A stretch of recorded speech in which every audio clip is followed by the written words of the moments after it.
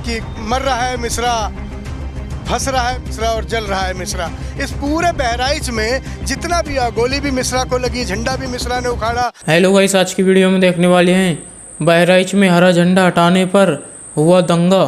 इस ब्राह्मण ने बहराइच दंगे का किया खुलासा। चलिए देखते हैं वीडियो, आखिर इस खुलासे के पीछे क्या राज है। चलिए देखते हैं video. Original video link description में। अगर आप हमारे चैनल पर पहली बार आए हैं तो चैनल को जरूर सब्सक्राइब करें, वीडियो लाइक करें, वीडियो को ज़्यादा से ज़्यादा शेयर करें। चलिए अब वीडियो शुरू करते हैं। कि मर रहा है मिश्रा, फंस रहा है मिश्रा और जल रहा है मिश्रा। इस पूरे बहराइच में जितना भी गोली भी मिश्रा को लगी, झंडा भी मिश्रा ने उखाड़ा, दंगा करने वाले भी मिश्रा पकड़े गए और जिनकी एजेंसी जली वो भी शुक्ला रहे। इन ब्राह्मणों पर भी ही आफत है। और सर्वेश्वर सिंह जो वहाँ के विधायक हैं और अजय सिंह बिष्ट जो मुख्यमंत्री हैं वो कुछ कर ही नहीं पा रहे। सर्वेश्वर सिंह वहाँ के एमएलए ये कहते हैं कि पुलिस नकारा है और पुलिस ये कहती है कि सर्वेश्वर सिंह इतने ताकतवर हैं कि उनके बिना पुलिस पत्ता नहीं हिला सकती। ये क्या हो रहा है योगी जी के राज में? ये क्या ठकुराई चल रही है कि बाभन को लड़ाया भी जा रहा है, बाभन को मरवाया भी जा रहा है, वीडियो को पूरा जरूर देखें, वीडियो आगे शेयर भी करें। कैद भी हो रहा है बाभन। ये ब्राह्मणों पर क्या आफत आ गई है? ब्राह्मण के बच्चे कब समझेंगे ये कि उनके साथ अच्छा नहीं हो रहा है? क्या जरूरत थी? आज उस आत्मा को धरती पे नहीं है, लेकिन राम गोपाल जी को क्या किसने भड़काया कि वो अभी जिसकी 3-4 महीने पहले शादी हुई है, जिसकी पत्नी की मेहंदी के हाथ से मेहंदी के रंग भी नहीं छूटा है, उसे क्या ज़रूरत थी कि किसी का रंग और झंडा देखकर उसके छत पर चढ़ गया और उसकी दीवार तक गिरा दी, रेलिंग तक उखाड़ दी। बताया जा रहा है कि जो एसके वर्मा साहब वहाँ के थाना प्रभारी हैं, जो भास्कर से उन्होंने बात की है, उसके मुताबिक ये कह रहे हैं कि लोगों ने उठ के हाथ हिलाया था। कुछ 3 लोगों ने हाथ हिलाया, उसके बाद दंगा भड़क गया। वो कौन 3 लोग थे? एसके वर्मा साहब कोट करते हैं भास्कर को कि एक आदमी आया था भीड़ में और भीड़ से वो गायब हो गया, इसीलिए दंगा इतना चला। क्या बात थी कि एक ही थाने की पुलिस थी? जब इतने दबंग वहाँ का एमएलए सर्वेश्वर सिंह हैं, इतने दबंग बुलडोजर बाबा हैं, तो इस बुलडोजर बाबा के राज में ब्राह्मण के मारे फंसाए और जलाए जा रहे हैं। ये सवाल उठता है, सवाल उठता है। उन ब्राह्मण परिवारों को भी सोचना चाहिए कि हम अपने बच्चों को क्या सिखा रहे हैं, क्या चीज़ के लिए आगे बढ़ा रहे हैं। इनके बच्चे, इनके बीजेपी के तमाम नेताओं के बच्चे आप देख लीजिए कि कोई लंदन में पढ़ रहा है, कोई अमेरिका में पढ़ रहा है, कोई जापान में पढ़ रहा है, कोई बीसीसीआई का अध्यक्ष बन गया जिसे बल्ला पक चलाना नहीं आता, कोई बैंक का बड़ा बिजनेसमैन हो गया, कोई पायलट हो गया। और हमारे बच्चे क्या झंडा उखाड़ हो गए? और हमारे बच्चे झंडा उखाड़ेंगे और हमारी जान भी जाएगी। किसके लिए झंडा उखाड़ रहे हैं, कौन झंडा उखड़वा रहा है, ये सामने आएगा, जरूर आएगा। भास्कर ने एक दिलेरी का काम किया। भास्कर अखबार ने एक बार फिर साबित किया है देश में कि पत्रकारिता जिंदा है, पत्रकार जिंदा है। मैं नमन करता हूँ ऐसे पत्रकारों को जिन्हें खोज के निकाला कि प्रेम कुमार मिश्रा और सबूरी मिश्रा क्या कह रहे थे कि कैसे हुआ दंगा। 2 घंटे के लिए पुलिस को हटा दिया गया था, ये दोनों बता रहे हैं, लेकिन पुलिस ने जल्दी रोक दिया। पुलिस को वो कह रहे हैं अगर पुलिस गद्दारी नहीं करती तो पूरा महाराजगंज जला देते। कौन जलवाना चाह रहा था महाराजगंज? महाराजा बाबा बताए ना, महाराज जी बाबा जो योगी महाराज जी बताएं कि महाराजगंज कौन जलवाना चाह रहा था, कौन थे आपके साजिशकर्ता, कौन था वो शख्स जिसे थाना प्रभारी एसके वर्मा जी कह रहे हैं कि एक आदमी आया था, वो आदमी चला गया और फिर दंगा शुरू हो गया। दंगे उन्होंने ये भी कहा एसके वर्मा जी कि ये दंगा सुनियोजित था, योजनाबद्ध था, इसीलिए लंबे समय तक चला। किसने ये कहा था? ये शुक्ला जी का जो शोरूम हीरो होंडा का है, इसमें साकिर का पैसा लगा, इसे फूंक दो। किसने कहा था ये जो लखनऊ अस्पताल है मुसलमान का, इसे जला दो?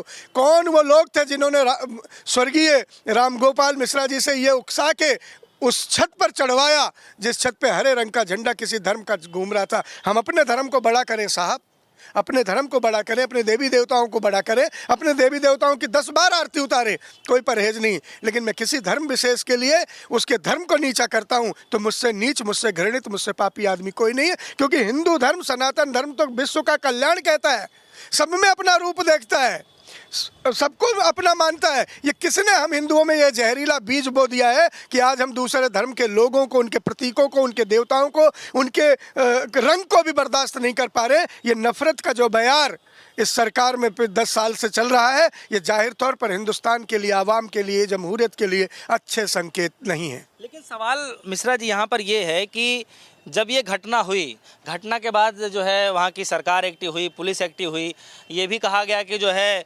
आश्वासन ये दिया गया कि जो है ज़रूर इस पे जल्द फैसला आएगा। और देखिए अगले दिन जो है इनकाउंटर किया जाता है, पैरों में गोलियां लगती हैं। आप देखिए ना, जिनको गोलियां लगती वो भी तो कुछ बातें कहते हैं ना, आप उनकी बातें तो कोट ही नहीं कर पा रहे। नहीं, मैं उनकी बात भी कोट कर रहा हूँ। मैंने तो शुरू में ही कहा कि दंगा होना ही बुरा है, मरना मारना ही बुरा है, लोगों की जान लेना ही बुरा है। कोई भी हो उसे मरना नहीं चाहिए, दंगा नहीं होना चाहिए। लेकिन हम खेती किसकी कर रहे हैं? हमने क्या खेती की है कि इस साल बोया है हमने जमीन में धुआं, फसल नहीं बम आएंगे। ये किसने किया है? ये साजिशन कौन सिखा रहा है? आप देखिए, नफरत के बाजार ऐसा बढ़ा दिया है इन भाजपाइयों ने, इन भाजपा के लोगों ने, कि आज स्थिति यहाँ तक पड़ गई है कि 60-65 साल के बुजुर्ग को भी हम ट्रेन में देखते हैं और देखते हैं कि वो मुसलमान है तो हम उसे मारने लगते हैं। हम चाचा ताऊ बाबा भैया कहना भूल गए, हमारे अंदर सहन शक्ति नहीं रह गई। इतना नफरत का उन्माद कौन फैला रहा है? लेकिन कहाँ चला गया है हमारा रामजादे वर्सेस हरामजादे करने वाले? क्या सिखा रहे हैं? 80% 20 वाले क्या कह रहे हैं? योगी बाबा क्या कहते थे जब ये सांसद थे गोरखपुर में, क्या कहते थे? आप सबके पास ये सारी बातें हैं। इन्होंने जो खेती की है आज वो फसल लहलहा रही है। आने वाले 10-20 साल तक भी इसे काटना बड़ा मुश्किल हो जाएगा। इतना नफरत का उन्माद भर देंगे ये लोग। ये अपने कुर्सी के लालच में किसी के लाल को हलाक ना करें, किसी के लाल की जान नहीं ले। अगर इन भाजपा वालों को यही करना है, अपने बेटों को उतारें। शिवराज सिंह चौहान अपने बेटे को एमएलए बनाना चाह रहे कि विरासत संभालेगा। अमित शाह अपने बेटे को बीसीसीआई और आईसीसी का अध्यक्ष बनाए घूम रहे कि वो पैसा कमाएगा। कहाँ है ज्योतिरादित्य सिंधिया के बेटे? वो दुबई में एक समिट करने जा रहे हैं इंटरनेशनल। कहाँ है इन लोगों के बेटे और बेटियां? और क्या कर रहे हैं? कहाँ हैं हम जैसे गरीब ब्राह्मणों के बच्चे? उनसे क्या करवाया जा रहा है? सोचना होगा ब्राह्मणों, आपको सोचना होगा, हिंदुओं आपको समझना होगा आपको कि हमारी औलादें, हमारी बच्चे क्या बीजेपी या नफरत के फैलाने वाले लोगों के नाम पर, इनका प्रचार करने पे बलि चढ़ जाएंगे? क्या कोई भी उन्मादी आएगा और हमारे बच्चों को बलि का बकरा बना देगा और अपनी कुर्सी पालेगा? ये सत्ता जो आग से खेली जा रही है, ये सत्ता जो आग के बीच से पाई जा रही है, जो लहू के छींटों से रंगी हुई कुर्सियां हैं, ये हमारे घरों को, हमारे वतन को, हमारे प्रदेश को बर्बाद कर देंगी। मैं हाथ जोड़ के प्रार्थना करता हूँ, संभालिए अपने जवान बच्चों को, संभालिए प्रदेश की जवानी को। बेरोजगार भले ही हैं लेकिन वो इतने नालायक नहीं है कुछ समय से पहले मार दिए जाए या मरवा दिए जाए। लेकिन मिश्रा जी, एक देखिए ना, अभी चुनाव का माहौल भी है और नीतीश राणे जी का एक बयान आया। वो कह रहे हैं कि हिंदू राष्ट्र में हिंदुओं को डरने की ज़रूरत नहीं है, मुस्लिमों के बीच हिंदू लोग सुरक्षित नहीं हैं, हम हिंदुत्व के मुद्दे पर किसी से कोई समझौता नहीं करना चाहते हैं। आप इस बयान को ऐसे माहौल में कैसे देख पा रहे हैं? नीतीश राणे को किसने रोका है? ले टैंक, तोप, तलवार, घोड़े पे चढ़े। लक्ष्मीबाई ने तो लगाम मुंह में दबा के दोनों हाथ से तलवार चलाई थी। उनके सिपह सलार तो सारे मुसलमान थे, लक्ष्मीबाई के लिए लड़े थे। शिवाजी ने मुगलों से लड़ाई की और उनके मंत्री और उनके सेनापति मुसलमान थे। महाराणा प्रताप ने ऐतिहासिक युद्ध लड़ा अकबर के खिलाफ, उनके सिपह सलार और उनके सारथी सारे मुसलमान थे। ये राणे क्या सिखाना चाह रहे? राणे को किसने रोका? राणे उठाए तलवार, जाके कत्लेआम, कत्लो गारत मचा दे, खुद कुछ नहीं करेंगे। राणे इसके बस का है किसी मुसलमान इलाके में जाके किसी एक टोपी वाले को मार के, थप्पड़ मार के आ जाए? ये इनका बेटा चला जाएगा घर से निकल के मार देगा? ये नहीं मारेंगे। ये सिर्फ गरीब के बच्चों को आगे करेंगे, उकसाएंगे कि गरीब का बच्चा जोश में आ जाएगा और उसकी जान ले ली जाएगी। ये कुर्सी पर, लाशों पर चढ़कर ये कुर्सी जो इकट्ठी कर रहे हैं ये लोग, ये देश के लिए सबसे खतरनाक है। अच्छा देखिए, यूपी में तो एक बताया जाता है कि पूरे प्रदेशों में जो है यूपी का मॉडल कायम किया जाता है और लोग उसकी बड़ा सराहना करते हैं। बुलडोजर का नाम से काफ़ी फेमस हुआ, चर्चित हुआ। अब देखिए ना, बहराइच हिंसा होता है, कुछ नामों को जो है चस्पा, घरों पे चस्पा भी चिपका दिया जाता है, कुछ हिंदुओं के भी घर आते हैं, मुस्लिम समाज के लोगों के भी घर आते हैं। अब इसमें आप कैसे कह सकते हैं कि जो एक तरफा इस पे कार्रवाई हो रही है? आपको नहीं लगता कि? नहीं, मुझे कहने के बुलडोजर पर मुझे कहने की ज़रूरत नहीं है। माननीय सर्वोच्च न्यायालय ने ही कह दिया है कि ये न्याय संगत नहीं है।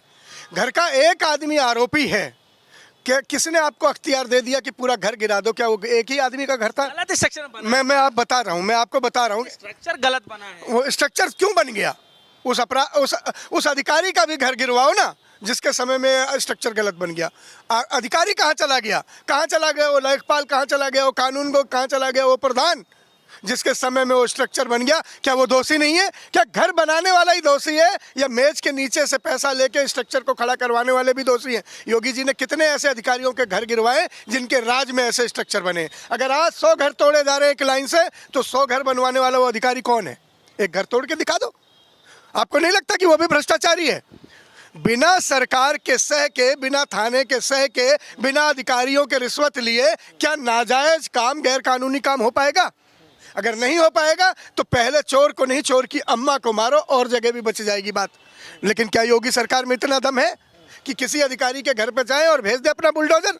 नहीं है साहब। ये सिर्फ गरीबों को दुखी कर सकते हैं। पहले उनके थाली से रोटी छीनी, अब उनके सर से छत छीनने का काम कर रहे हैं। ये गरीब विरोधी सरकार है। नहीं, आप इसको कैसे देख रहे हैं? कुछ कई जगह पे ये चर्चाएं चल रही थी कि जो है सरकार जो है जब भी कुछ ऐसा मसला आता है एक तरफा कार्रवाई करती है। अब एक बात बताइए कि सूबे के जो मुख्यमंत्री हैं योगी आदित्यनाथ जी, जब ये कदम उठा रहे हैं तो क्योंकि घटना जो हुई है वो भले ही नुकसान हिंदू पक्ष का हुआ हो, लेकिन जिस तरीके से जो सामाजिक जो प्रॉपर्टी है उसको जो है ख़राब किया गया, उसको तोड़फोड़ किया गया, आप समझिए ना। तो सरकार जब एक्शन ले रही है तो इसको एक धर्म विशेष एंगल क्यों दिया जा रहा है? नहीं, मैं धर्म विशेष से नहीं ले रहा हूँ, लेकिन योगी जी की आंखों में कौन सा मोतियाबिंद हो जाता है कि जब दंगा होता है तभी उन्हें दिखने लगता है कि अब यहाँ अवैध कब्जा है।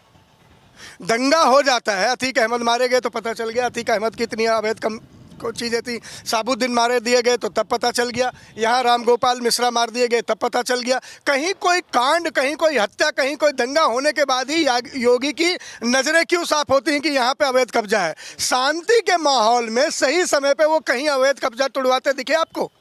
कहीं खबर आई? दंगा के समय में ही योगी जी क्यों जाग जाते हैं? दंगा होने के बाद ही उन्हें क्यों दिखता कि ये अवैध हो गया? दंगा से पहले अवैध नहीं है क्या यूपी में? आज भी कई जिलों में चले जाओ, शांति का समय था ना। अयोध्या में आपने लोगों को उजाड़ के रख दिया और अयोध्या वासियों ने आपको उजाड़ के रख दिया। शांति थी ना, लगाना आपको अपना काम करना। ऐसे शांति के समय में आपको क्यों नहीं दिखता कि फलाने का घर नाजायज बना है, तोड़ दो? लेकिन किसी की जान चली जाएगी, किसी की छाती में 10 गोली उतर जाएगी, किसी को जिंदा जला दिया जाएगा, उसके बाद योगी सरकार को क्यों दिखता है कि यहाँ अवैध कब्जा? एक सवाल है कि देखिए जो स्टिंग किया गया है वो स्टिंग में जो 2 उपद्रवियों के जो नाम आए हैं वो भी मिश्रा ही हैं, जो लड़का मरा वो भी मिश्रा ही है। सवाल ये है कि फिर बदनाम मुस्लिम समाज को क्यों किया जा रहा है जब इस तरीके से घटनाएं आ रही हैं सब? देखिए यही तो तथ्य है ना कि अपराधी अपराधी होता है। अपराधी की कोई जाति और धर्म से मत देखो, अपराधी को सिर्फ अपराधी को देखो। मैं मिश्रा हूँ, इसका मतलब ये थोड़ी ना कि मैं राम गोपाल मिश्रा की तारीफ करने लगूँ, वाह राम गोपाल वाह तूने सही किया, झंडा उखाड़ दिया। ये तो न्याय संगत नहीं होगा। या मैं मिश्रा हूं तो मैं प्रेम कुमार मिश्रा को और सबूरी मिश्रा के लिए ताली बजाने लगूं, वाह प्रेम कुमार मिश्रा वाह तुमने सही किया, महाराजगंज जला दिया। कर सकता हूं क्या? मैं संविधान को मानने वाला हूं, मैं संविधान को जानने वाला हूं। मैं इस बात पे भी ताली नहीं बजा सकता कि शुक्ला जी का शोरूम जला दिया जिसमें शाकिर का पैसा लगा था। मैं क्यों करूंगा? मिश्रा करे, तिवारी करे, दुबे करे, खान करे, अंसारी करे, पठान करे, ठाकुर करे, अपराधी अपराधी अपराधी की कोई जात नहीं है।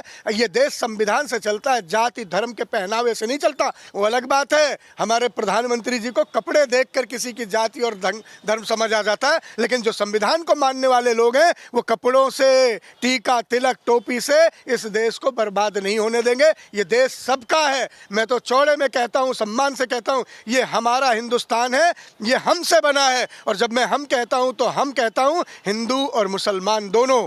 कहते हैं ना यहाँ की ज़मीन में सभी का लहू शामिल है। ये किसी के बाप का हिंदुस्तान थोड़ी ना है, ये सबका है। सबको संभालना चाहिए, सबको बनाना चाहिए। चलिए एक आखिरी सवाल है कि हिंदू मुस्लिम भाईचारे की बात की जाती है, सबको एक साथ रखने की बातचीत की जाती है। क्या आपको लगता है कि इस दौरान जो माहौल लगातार क्रिएट होता जा रहा है, वो भी खास तौर के नौजवान बच्चों के अंदर में, क्या कमी रही होगी और क्यों ऐसा हो रहा है? उसका समाधान क्या है? देखो, कुर्सी पर बैठे रहे बीजेपी वाले, 74 साल का एक बूढ़ा 80 साल के लिए अपनी कुर्सी मजबूत करता रहे, एक मठ का मठाधीश मुख्यमंत्री बना अपनी कुर्सी पर बैठा रहे, बीजेपी की पौध बढ़ती रहे, मरते रहे, दंगा होते रहे, किसी का क्या फर्क पड़ रहा है?